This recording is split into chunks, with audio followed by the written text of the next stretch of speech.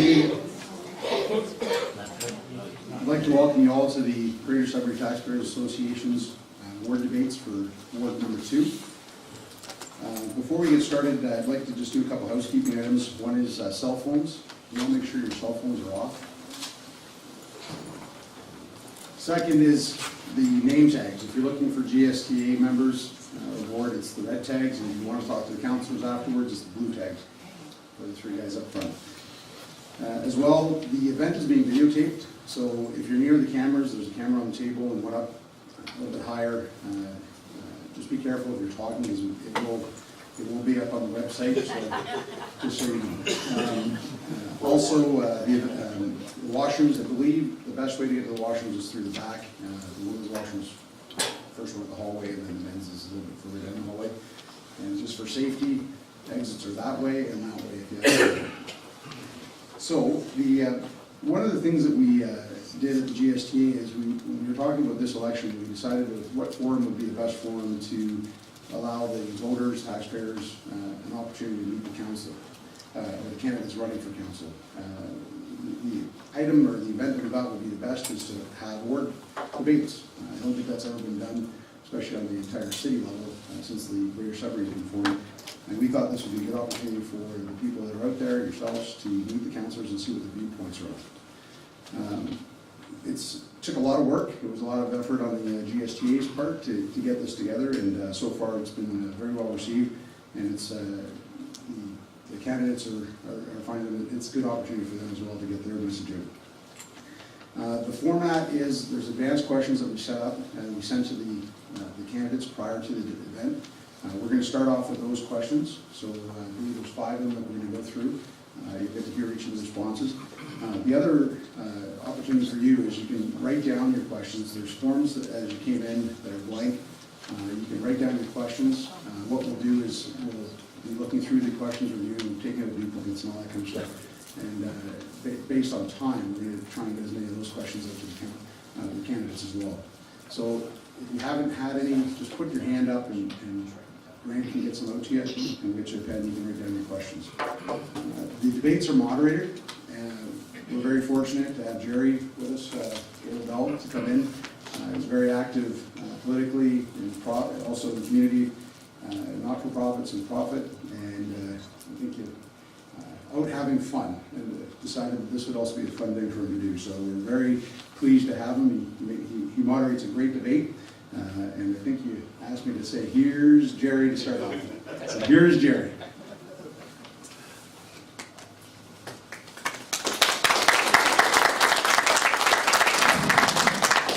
Good evening, ladies and gentlemen, and welcome.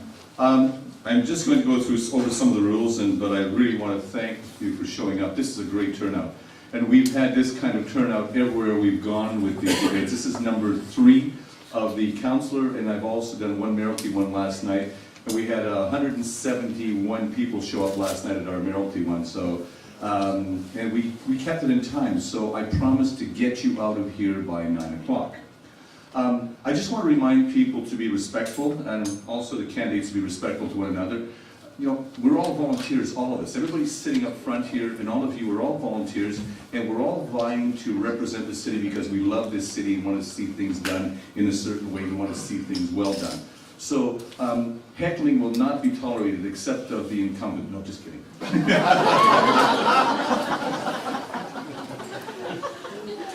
Rules are quite simple. We will have 2 minutes to answer a question, and we're going to start the questioning.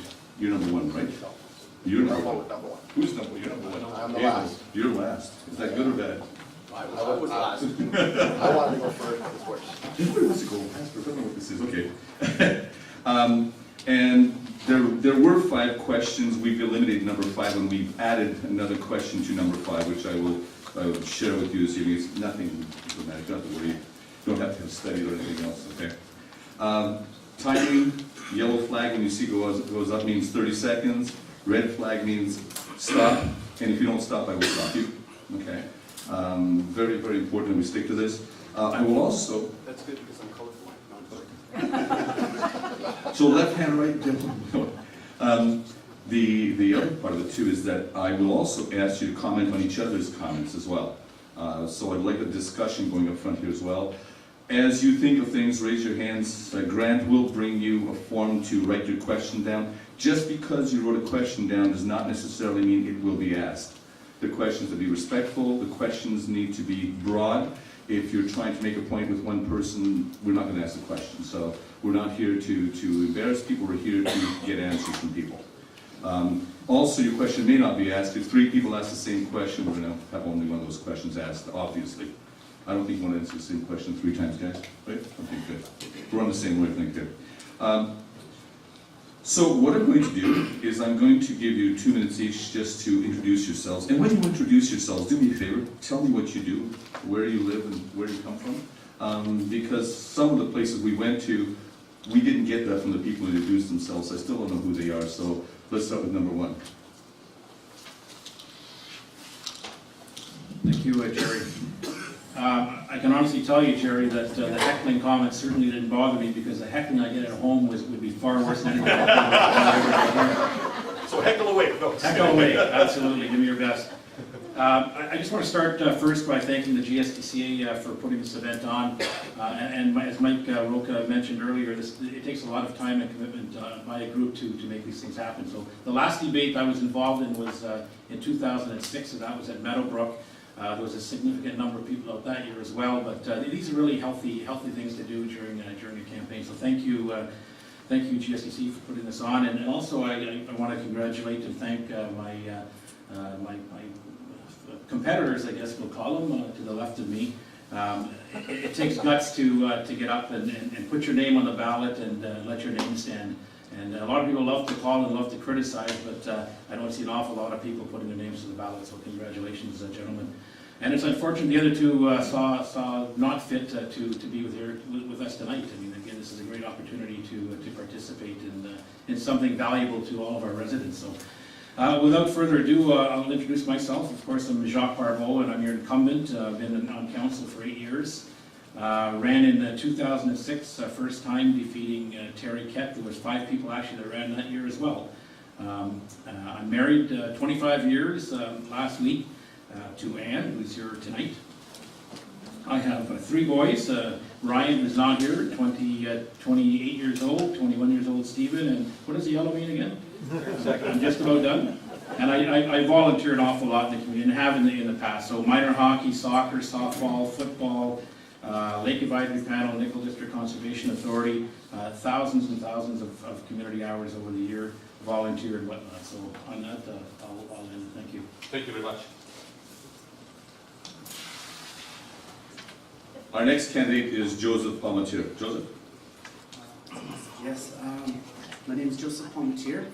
I was born in Sudbury, obviously, because usually everyone's born in Sudbury, the hospitals being in Sudbury. I lived out in Whitefish for a good portion of my life. I went to school in Naunton and went to Lively High, and so I went to all the towns throughout the Ward 2 area. And I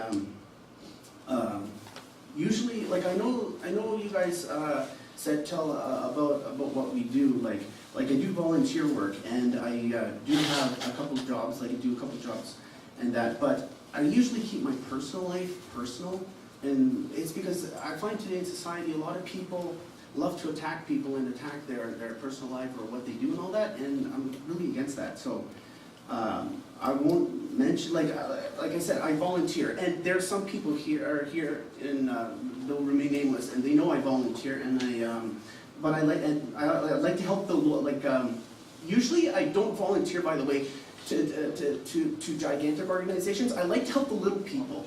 I always, if I see a neighbor, and they need help, I like to help them. Because I find that a lot of people, they fall through the cracks and they never get, a helping hand in that.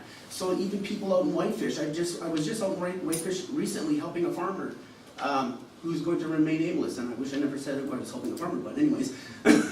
I love helping people, and I help a lot of people.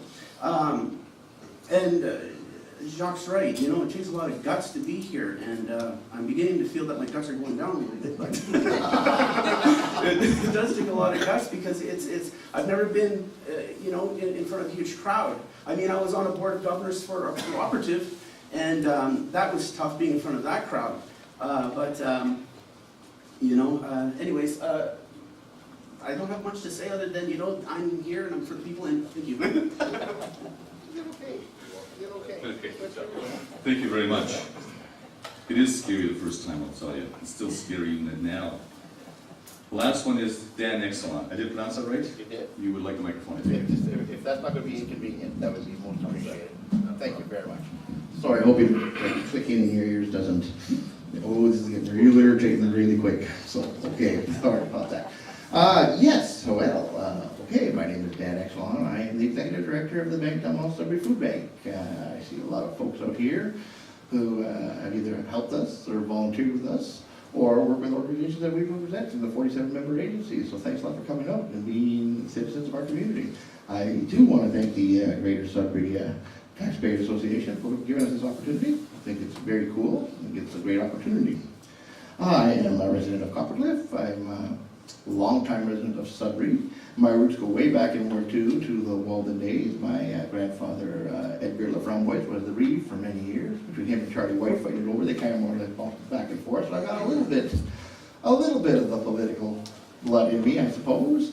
I'm married to my lovely wife Terry, who's in the back there saying, talk slow and don't go crazy. So you're saying that. And I'm the proud father of 2 fantastic sons and a lovely daughter, and I'm very proud of my 4 grandchildren, and basically I just love being in Sudbury, and I believe that people in Sudbury are some of the most fortunate people in the world. We have the opportunity to live and thrive in an incredible northern jewel that is home to all of us, and it's also why I believe the Palm Potential Sudburyans has to be pushed and gone after, because I know Sudburyans can make the decisions that can make it great for us, and I thank you very much for the opportunity. Thank you very much. So the first question, we're going to start with you, Jacques. Okay.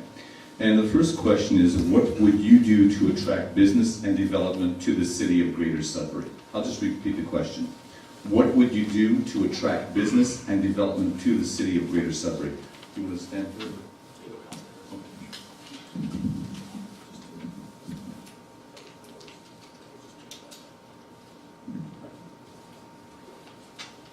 Well, quite frankly, it doesn't take much to look around and you already see a ton of development in our city. And we're in a downtime right now, but you look at the development at Costco, Lowe's, Home Depot, there's an awful lot of development. So to stand up here and say, what are we going to do? I think what we offer as a community already encourages companies to come here and develop. We're the city of 330 lakes. We have one of the nicest cities in Ontario. We're a well-run city as far as our reserves and our reserve funds. We have an awful lot, and we have the mining, of course, and you see the development going on with mining right now. What can we do further? There's always things we can do further.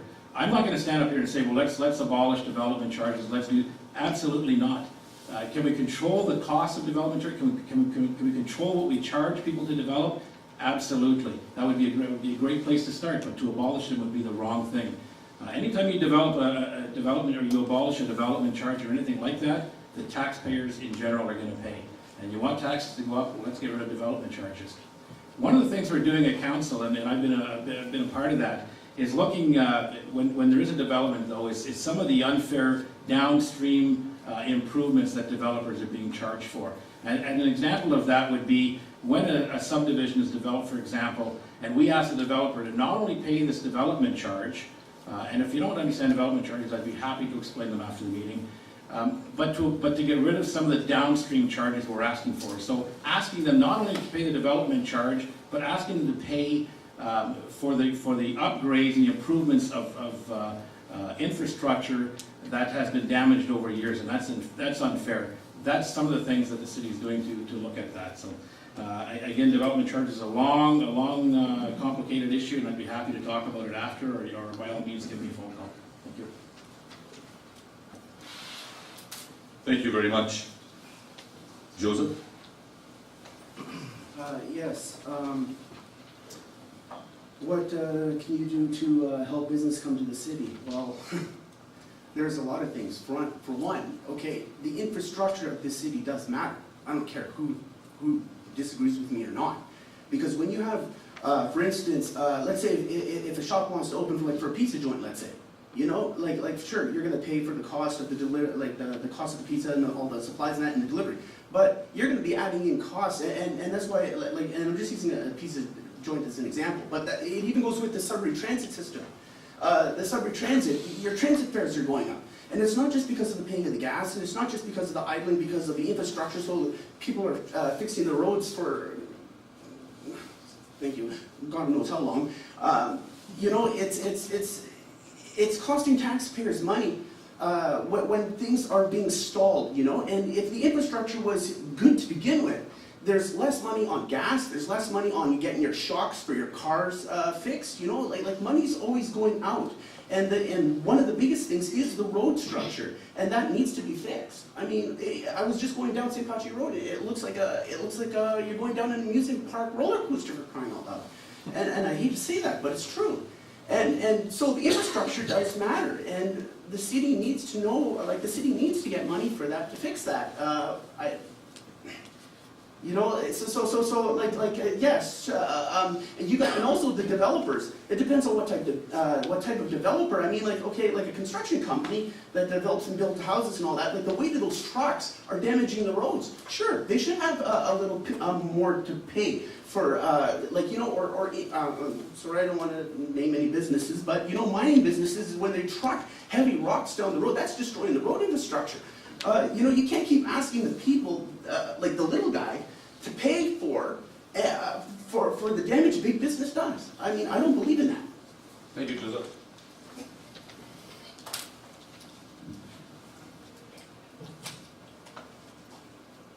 Dan? Thank you, that's not a pain, is it? No, okay, all right, okay, thank you. Well, basically, I've had the opportunity to work with all three levels of government in my day job. You know what that is now. And I always do partnerships with the important members of our community, the businesses, the citizens. And I've learned that when all these parts combine, the citizens, the business, the government, you know, in a field of compromise and consensus, great things can happen.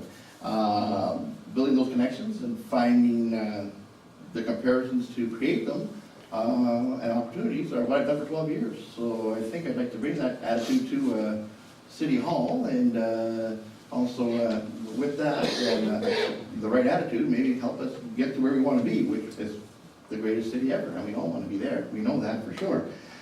Some of the ways we do this, we could explore how and why other communities can entice business to their tax base, what barriers and determinants they have. I have no problem with not reinventing the wheel. Let's find out what they do and let's see what we can do better. That's my opinion, you know what I mean? All right, development fees seem to be of great concern. Not whether there should be any development fees, although obviously none would be ideal in some people's minds, but more determine what are they being used for? Are they being used for the right thing? And to make sure they are as minimal as possible. For example, they are supposed to be used, if you read what a development fee is, for a city that is growing. Well, Sudbury's not growing. We know we're losing the population base. So why are our development fees going up then, okay? One of the reasons is because of the areas we've got to cover. Okay, let's do it this way then. How about we look at infilling of houses instead of expanding into the urban sprawl and taking away more of our green areas? We've got incredible pieces of property throughout our community where there's a house blank, house blank, you know what I mean? So why can't we do that? And if a builder chooses to build there, or a home builder, or a business chooses to do 20 spots. Oh, I'm sorry, my apologies. We'll stop you, it's okay. Not to worry. He's colorblind too. Colorblind's cool. Don't have it yet. Would anybody else, would you like to add some more comments to what's been said? Either one of you. Three of you. Thank you, Jerry. So I just want to maybe add a little bit more to what the comments of both of these gentlemen up here. And we'll start with development fees. So let me clarify what a development fee is. First off, development fees are used to pay for infrastructure, and it has to be a new infrastructure. It can't be, for example, when we're talking about arenas, we've already got 14 arenas in the city. If we were to build one additional arena, development charges can be used to pay for that arena only. If we're repairing an arena like we're doing out in Zilda right now, development fees cannot be used for that. Boy, I'm out of time limit here too? 1 minute. All right, 1 minute? Okay. You're welcome. That's something good. possible. Yes. Like, see, that's the interesting thing, is because, okay, development fees, okay, if they're only to build new stuff, and you're not and they can't be used to fix the old stuff, I mean, my goodness, I mean, what a waste of cash. I mean, from the taxpayers, what a waste of cash, because it technically is. There's good arenas, and okay, maybe they're a little worn down, but a little fixer-upper, and you know, it still could be used for another 20 years. If you're going to just use development fees just for the new stuff, well, the city has a huge problem. I'm sorry. Oh, it's only 30 seconds. Oh. You got another Oh, 30. well, thank you. But like I said, it's a huge problem, and in that case, if I have to look at it that way, then this city's running backwards, because, you know, you see so much that's going to waste, you know, and no matter what anyone says, that, like, for the developers, like the heavy moving and the heavy thing on the roads and all that, you know, that's doing damage. Thank you. Okay, I'll pay attention this time, sorry. Okay, but, so obviously development fees are important, but let's get away from development fees and nothing. Another thing we can do as a city, in my opinion, is we can streamline the city system that holds up development in our city, especially for developers such like that. I've been to, talked to several people, I've been to several events around the city, and the amount of time it takes to put something into Sudbury and get it finally approved and such like that is just not cost effective. I mean, we have to be cautious, we have to be cautious of the environment and everything like that, absolutely. But we've got to start, you know, realizing that every extra day costs you extra money, and every extra money is basically passed on to us as an extra cost. So let's just try to make it a little bit more streamlined, that's all. Thank you. What do you want to ask? One more, I'll give you a chance one more time. Okay. All right, just quickly back to the development fees, and just to clarify, the city does not make the rules surrounding development fees. These are mandated by the province. So we're not out in the left field. We're mandated to use them in a certain way. We're talking about, and I mean, it's a good point you brought up about improving and speeding up, and we call it getting rid of the red tape when you're trying to build something in the city. And I agree with you 100%. Great strides have been made in that direction. Are we there yet? We're far away from it. We're working closely with the Chamber of Commerce on that. They've been leading the charge very much in that direction. I want to talk about some of the improvements in the city. $98 million in capital investment in this city last year. $98 million out of a $500 million budget. $38 million in roads alone.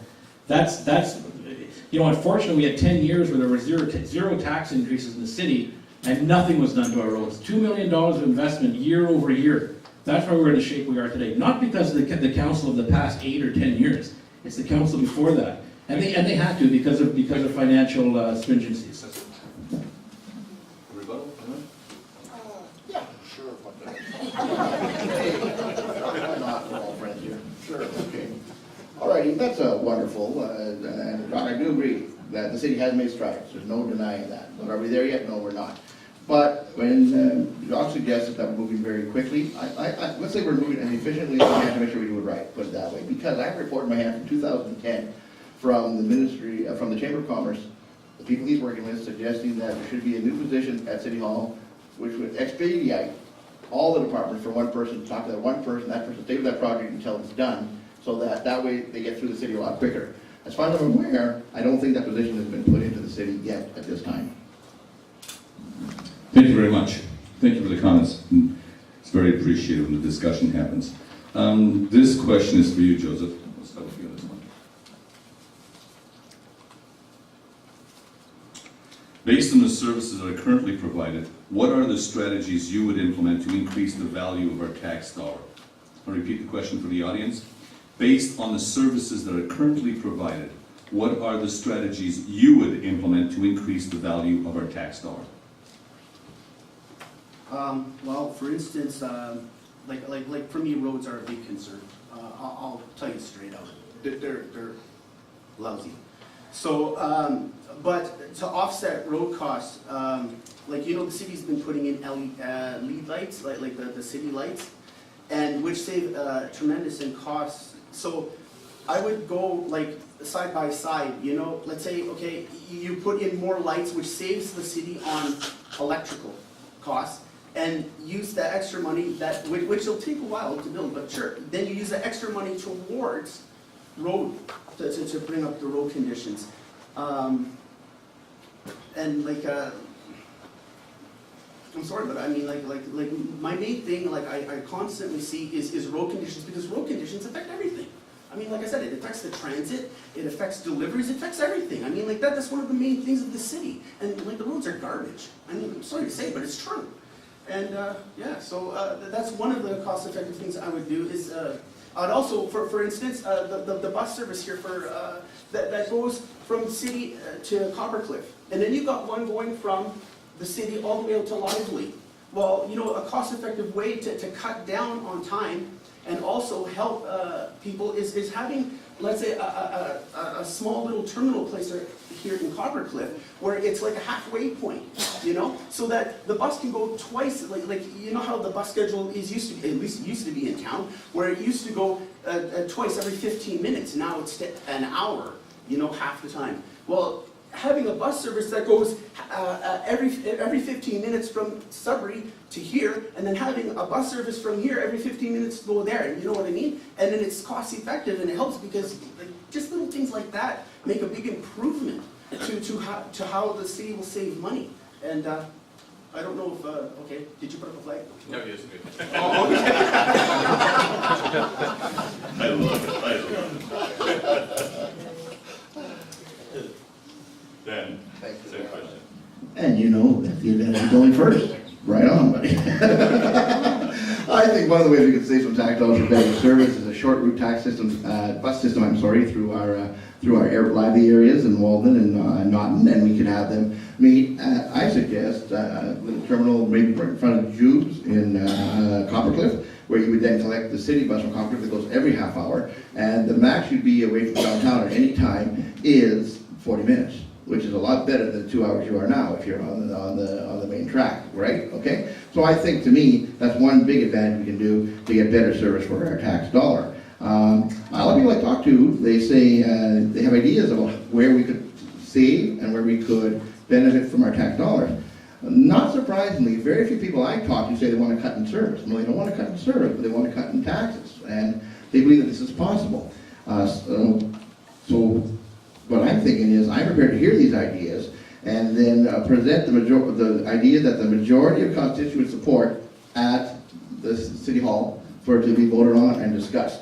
And how I'm going to do this is I'm going to have what I call ward hall meetings, and I'm going to wind up on Wednesday night of every month, being like 1 month in Lively, the next month in Coppercliff, the next month in Beaver Lake, the next month in Worthington. I'm buying the coffee, come on by and see me. Let's talk about what you want to talk about. Let's find out. There'll be 2 hours in length. There'll be drop-in type of informal sessions. You will come in there, we'll talk, we'll discuss things, and the ideas that have merit we'll present. And the last thing I would say is I'm really excited, and I can't take credit for it, about participatory budgeting. Some of the other candidates are talking about this, so I've researched it. I think it's a fantastic way to give the people in our community more control over how their budget dollars are spent, because they make the decisions through their votes and how it's done. I think it's very cool. It's used in a lot of municipalities, so I'm very excited about that. Thank you.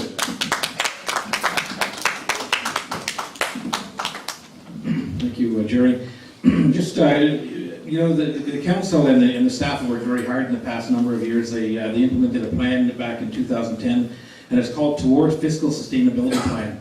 And through that plan, the council and staff have realized over $6 million in efficiencies. And the way to address it, and as Dan said earlier, nobody wants less services. I haven't heard anybody call me and tell me, let's reduce our services. Let's have garbage pickup every 3 weeks instead of every week, or let's plow the roads every 72 hours. I'm sure nobody's going to go for that. The reality, folks, is services cost money. And at some point, maybe we have to look at reducing some of the services that we provide that aren't mandatory. We spend 45% of our budget. Sorry, 45% of our actual budget of what we spend money on is what they call mandatory. The other 55% is not mandatory, and maybe that's the route we have to go. You know, but the phone calls I get, people aren't suggesting that. They, as Mr. Zylon said, yeah, let's get the taxes down, but don't touch our services. We need to continue to break down the silos at City Hall. We need to get departments working together. That's how you find efficiencies. We need to look at landfill site opportunities, landfill gas, which is failing miserably. We have a process in place there we're not realizing anywhere near the potential. Huge problem in the city. We're working with winter sidewalk advisory plans because, again, people want sidewalk plowing on every street in the city. We can't afford that. We just came back with a study, $1 million to do that. But can we find efficiencies? Absolutely. Transit is another one. Are there efficiencies? Are there groups in place? Are we studying and evaluating every route in the city? Absolutely. That's how you find the efficiencies. I also sat on a winter maintenance advisory panel, consisted of staff, council, and frontline workers. Frontline workers, we sat in a room and we came up with a winter advisory plan. That's how you find efficiencies. Comments?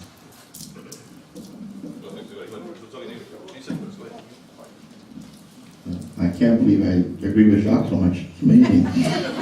No, he's right. One of the things that we can both concur on, Jacques and I, is the silo system at City Hall. Like, that has got to be resolved. And I think that, again, to be fair to the council we have now, you've done some great steps in making that happen.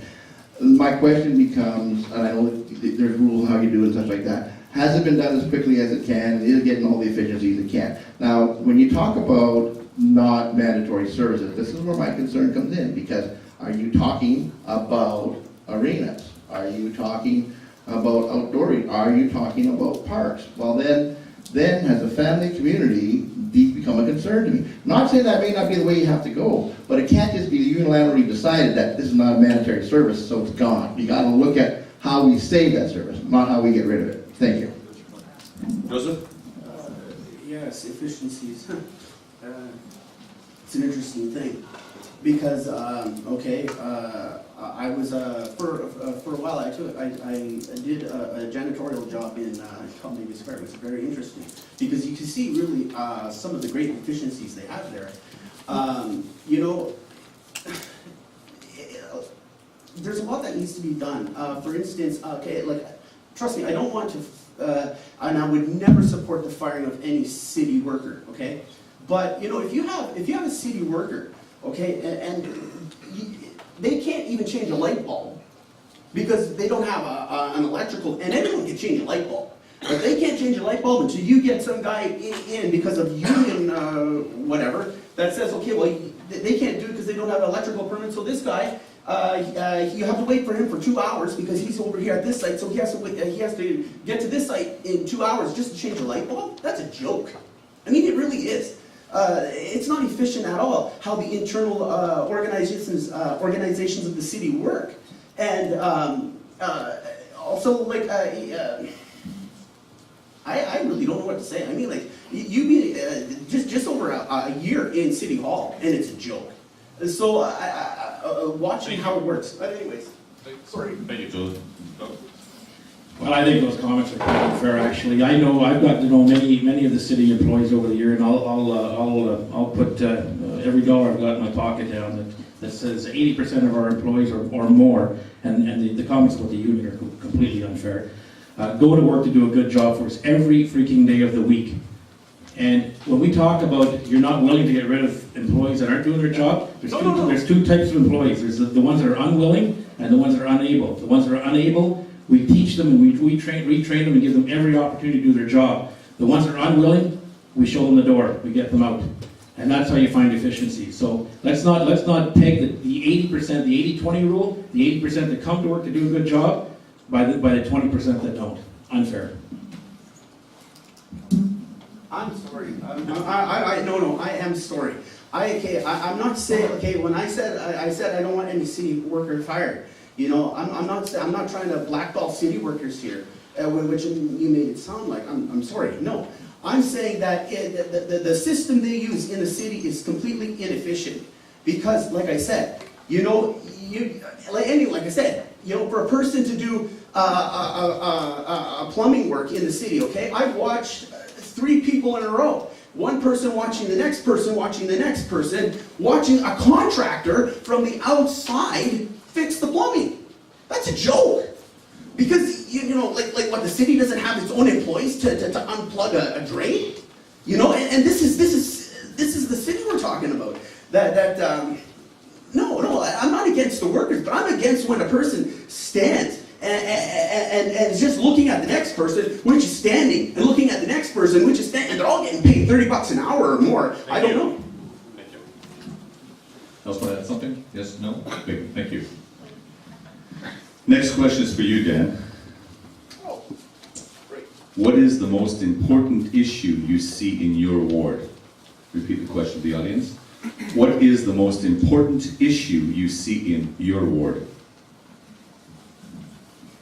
Thank you. Well, what I found out is the issues I see in our ward are important, yes, but they are not the most important issues to the people you talk to in Ward 2. So that was a nice little surprise right there. Okay, the three that the people in Ward 2 think are the most important issues in Ward 2 are taxes paid versus services received. The transit service in the wards are not equal. Taxes not equally divided based on service or offered to the communities. I believe the story about that, the thing went away. Okay. So got a little bit flattered there. Sorry, lost my place. And basically the bottom line is that the people in Ward 2 are not looking to pay less taxes. All they're asking is they get paid their fair share of tax. And I think that could be expanded through all 12 wards in our city. And I think that's a very great opportunity. Now, it's going to be difficult. I'm sure Mr. Barbeau and his team have looked at that in the past, but I mean, it's always a possibility, right? But the other one is infrastructure deterioration. We've lost Chicago Mine Road last spring, the bridge. We've got the bridge in Coppercliff here, just got weighted and can't be used anymore.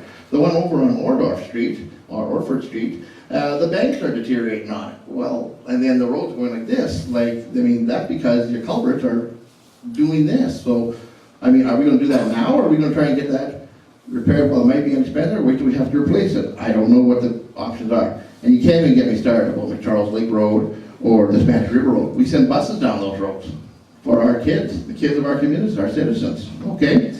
From this perspective, people are very concerned about the lively Walden Industrial Park and the Fielding Road. These pieces of our city bring in massive revenues to our city and massive job opportunities.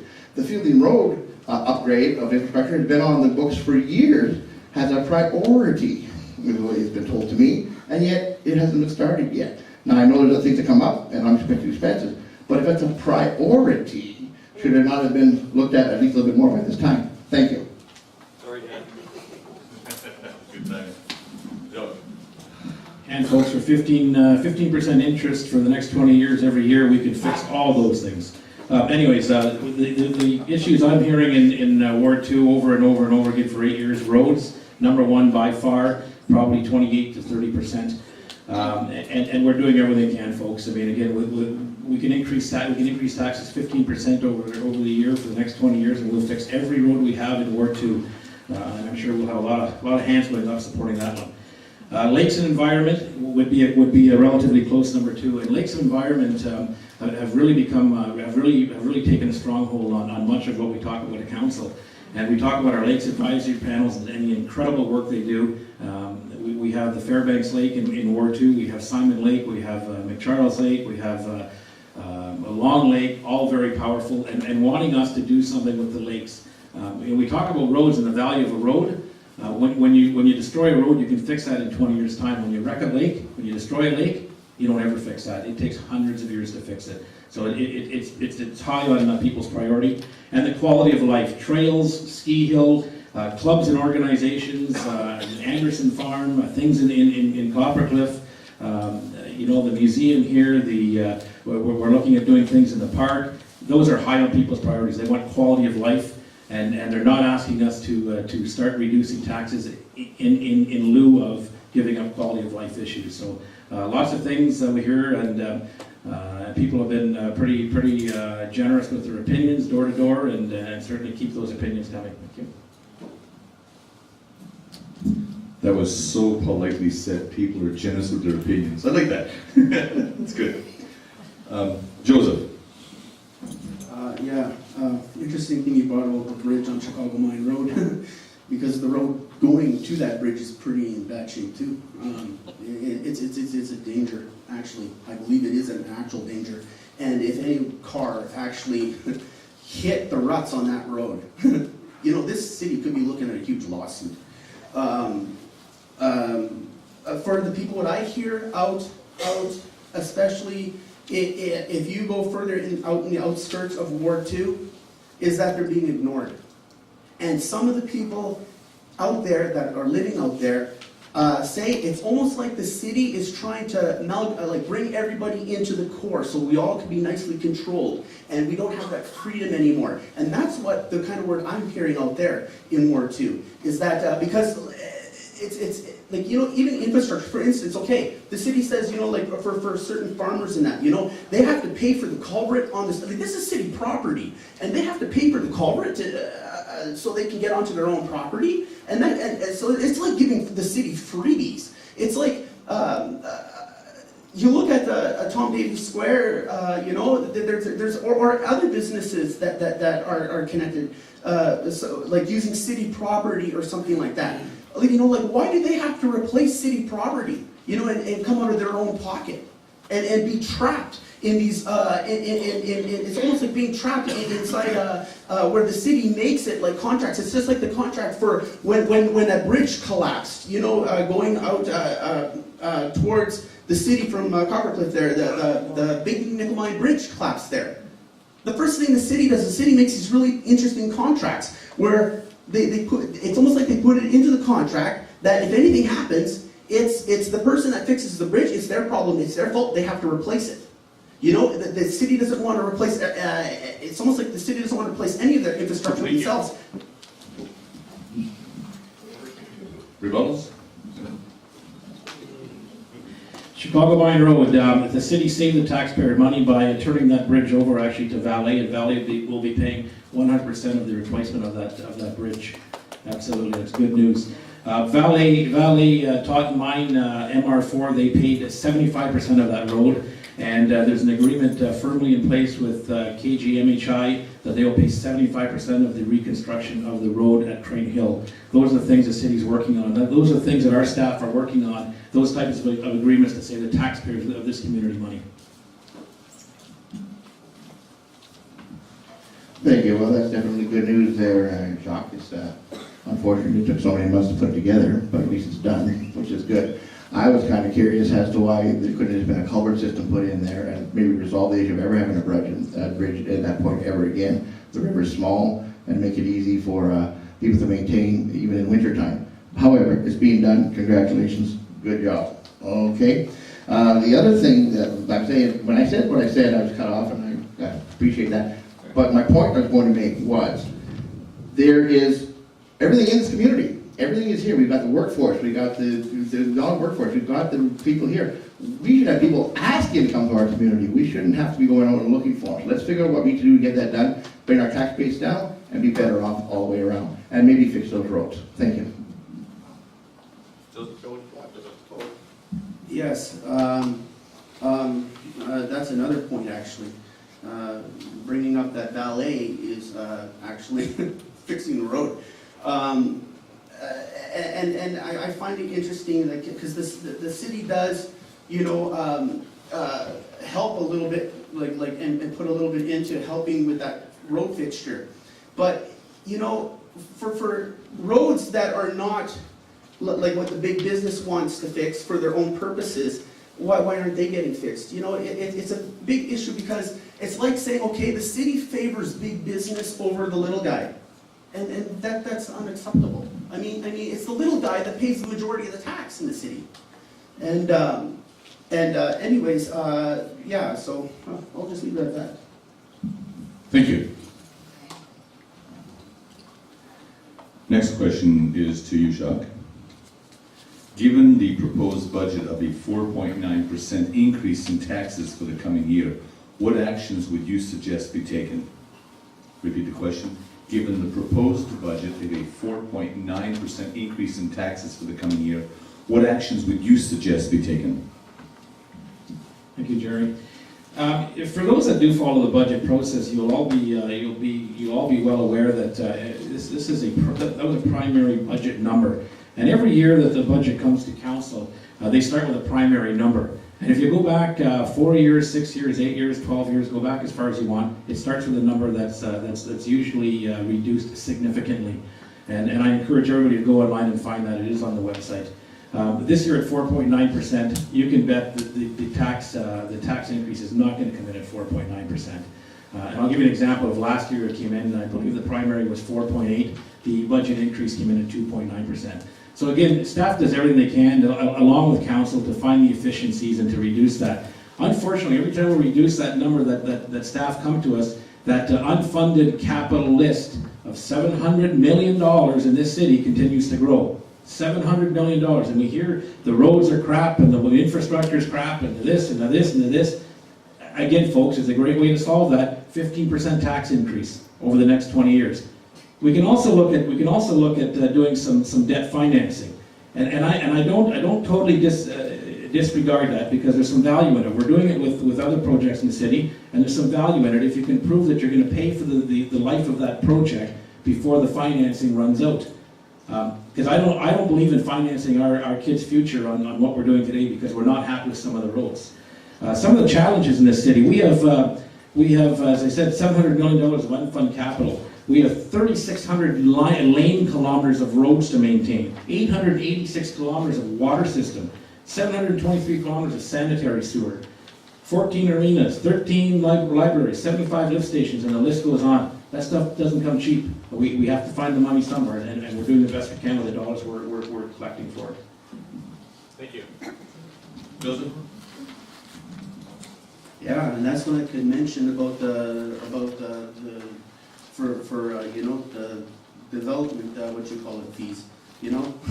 Like they say, it only goes to new stuff to build, but you know, that old stuff there, you know, we'll just let it go out as, let it get run down and that, and then we can't use that anymore. And then we have to pay for a demolition of those buildings, which really don't need to be demolished, because technically, you know, they just need a little upkeep. But, you know, let's just let it all go down the waste.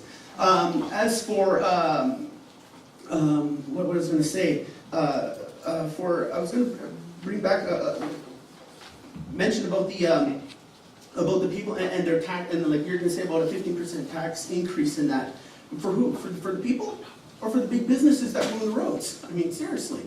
And the other thing I would bring up is, okay, we're talking about services and all the services that people get. Well, you know what? Way out in the outskirts of this city, they're paying heavy tax too. They're getting none of those services. I mean, sure, they're getting hydro. I think it's still through Hydro One, actually. I don't even think it's through the city.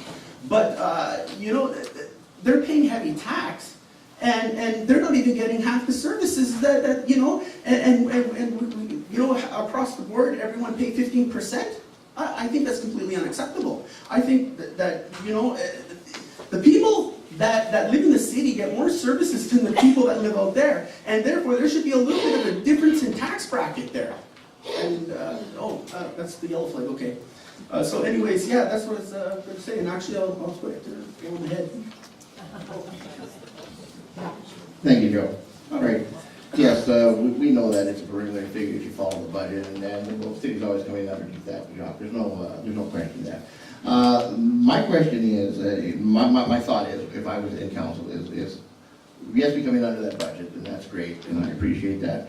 But we do have some sacrifices in some cases, like Jock was saying. So why can't we do this? The forecast budget is what's perceived to be the expenses of running that department in our city to give us the services that we want.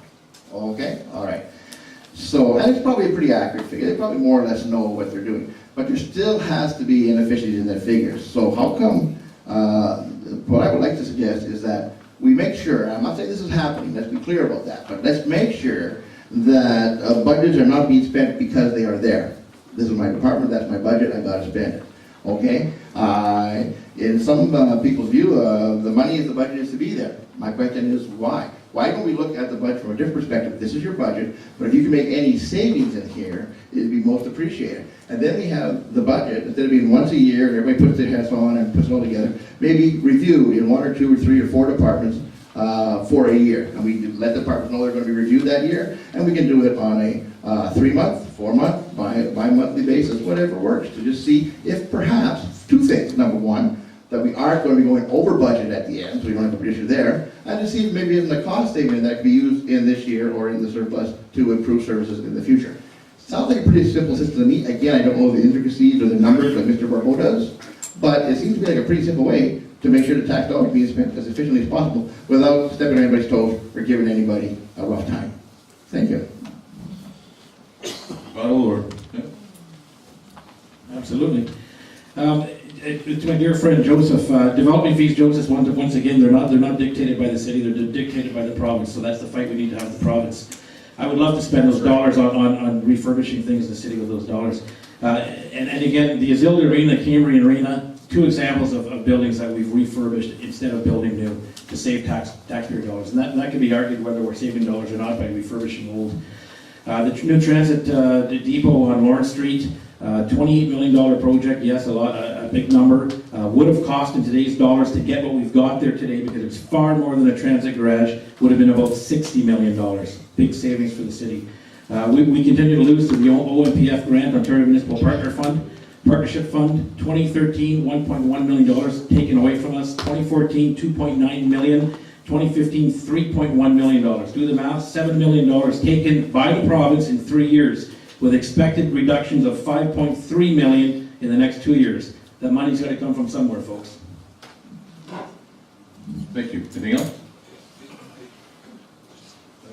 Actually, yeah, I like the fact that you brought up the bus depot. And, it sounds really nifty to put all of Sudbury's services in one nice little joint, and we just look after the tax and all that for that one little joint. Here's a question, though. What happens if there's a fire? I mean, you lose your whole entire bus fleet. You lose all those services, or a majority of those services. I've never seen a city the size of Sudbury or bigger that puts everything, all their supplies in one little spot. Because if anything ever happened, like I said, you're going to lose a whack of money. I mean, and besides, you talk about efficiency. Okay, the bus terminals downtown, we know that. We know that the bus garage that fixes the buses in that is in New Sudbury. We have this one here that's going to be here at the Lawrence Street here. You know what? The last bus that goes out at night, okay, can leave the bus terminal, Thank you, Joseph. still take people to those ends, and then. Okay, good, sorry. Thank you very much. Yes, just a clarification, I'm as much a friend of Joe as I am a friend of Jacques, okay, so just make that clear. All righty, we are here as candidates to try and represent our position in the community. All right, so all I'm saying is that there may be opportunities there, and again, I don't have the numbers like Jacques does, where some inconsistencies could be found. My own budget, which I think is ran very efficient, I always manage to come up with some way to save a few more dollars, because we never have enough, which is the same problem the city has, to do the job we have to do. But we always manage to find a few more. I'm not saying that it's an easy task, I'm not saying that it's simple, I'm not saying, oh, just do it. What I'm saying is, let's investigate if we are at the best we can be, and perhaps we are. Let's be fair about that, right? We're not blaming anybody here. But it'd be hard-pressed for anybody in this room to believe that your budget is being ran in your own household to the exact stream you need. Thank you. Thank you. I wish that we had every piece of capital in the city under one roof, and then we can get rid of the other 619 municipal buildings the city owns. That'd be a great thing to have. Let me correct the transit building. What it is, it's a transit building that houses every one of the city's buses with room to put 10 additional buses, so we can improve the transit system in the city. We'll finally be allowed to enable to purchase the articulated buses, which will see incredible efficiencies on routes in New Sudbury, in Valley East, and areas like that. And those are the types of things that are happening to improve the city. And all the work, all the maintenance are done under that one roof now, allowing us to eliminate at least 2 or 3 centers in the city that they're being done in. It's an incredible garage and a great savings for our taxpayer. Thank you. Anything else? Like I said, putting everything under one roof is a bad idea. I don't care if you guys agree with me or not. It's a bad idea.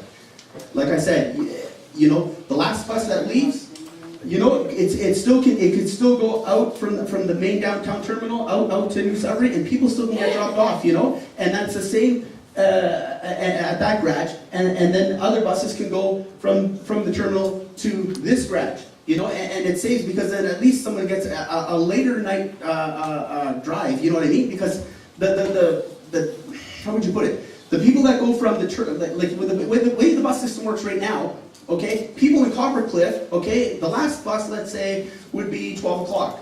Well, the last bus for New Sudbury is 1 o'clock, because technically the bus still goes out that way, so those people can get dropped off. If you have two sites, you know, people can get dropped off that way, people can get dropped off this way, and you don't have the chance of losing your investment all in one shot. And that's what I'm saying. Thank you. Thank you. Next question, and we go to Joseph for this one. I replaced the fifth question, which was, why should citizens of your ward elect you? You're going to tell us that anyways in your closing remarks, so it would be redundant. So here's the question. We've heard a lot about leadership in this city, and that lack of leadership is currently a problem. What is your definition of leadership, and how would you demonstrate that leadership if you were elected? One, I'd be honest with the people. Okay, like for instance, the financial books would always be open. You know, I wouldn't, Joseph, first part, what's your definition? Definition of like being, okay, my definition of a good leader is, one, being honest with the people, two, treating the people with respect. You know, like I said, you don't treat the people like, you know, you get the impression, and I'm not naming any particular councilmen that served in the council in the past, but you get some councilors that think, okay, well, now that I'm elected into a high position, that, you know, everyone else is a little guy. You know, it doesn't matter. And that technically is wrong. Personally, to me, you know, a councilor or a mayor or even a politician, they forget one thing. They're a servant of the people, first and foremost. And so they should be open with the people. They should respect the people. They should do the best they can for the people. That's a good leader. You know, a very bad leader is a leader that says, oh, it's like, for instance, why I don't do signs. Like, I never put out any signs. I never put out any pamphlets. I'd rather take that money and give it to people to feed people. You know, because technically it's the signs and all that. It's all about me. No, a true leader will say, no, it's about you. It's about you. It's about you. It's about you. It's about you. You know, that's a true leader. It's putting the people first, not themselves. Thank you, Dan. Dan? Definition of leadership, and Yes, okay, my definition of leadership is, first off, being a counselor is not a high position. You're committing to the people in this room for like the next 4 years and to assist them in any way that you possibly can. So that's the first thing. A leader is somebody who will listen to the people, hear what they have to say, not so much to lead, but to find out the compromise and consensus that Sudburyans and ward citizens specifically coming together will create, because you will create the better Sudbury. We will be the voice for you at City Council, but you will create better Sudbury. So the leader is the person who listens, pays attention, responds back, and let's be fair, your response back might not always be yes, but at least it'll be a response, right? And that's mainly what I think to be a leader. Make sure you respond to everybody to the best of your ability. And I think, what's the other part of the question? I'm sorry. how would you demonstrate leadership? By doing exactly what I just said. How's that for saying? You even get the yellow flag that time. How about that? Thanks, Jerry. Leadership to me, has a lot to do with experience. Has to do with, I often say that if you're going to lead a crew, whether it's the mayor or you're the captain on a hockey team or whatnot, you don't always have to be the best. You don't always have to be the smartest, but you have to be the guy that has the ability to get people to rally and stay together, regardless of what the decision is. And when a decision is made, you stand behind that and you get the troops to rally behind that decision. It's called democracy. But a leader is not one who goes about criticizing a decision that's made by the team. Playing a lot of sports growing up and coaching a lot of sports, the old analogy is there's no I in team. And being a leader is one who never puts himself above the team. You are part of the team, and that's how you move things forward. And I think that's how I've been, how I've worked the community for the past 8 years. I've worked with groups. I've given countless hours to the community through volunteer organizations, through the schools, through you name it. You can read my brochure. I don't sit at home on my hands. I get involved. but I'm never the one to stand up for the photo shoot. In fact, usually I have to be pulled into a picture. The credit belongs to the volunteers in our community and those that really make things happen. That's what a leader is, and I think that's what I do in the community. I work hard, I give credit where credit is due, and I support those that support themselves. Thank you very much. How about we take a 5-minute sanitation break? Okay? And we'll all be back in the flush. So about 5 minutes, no more.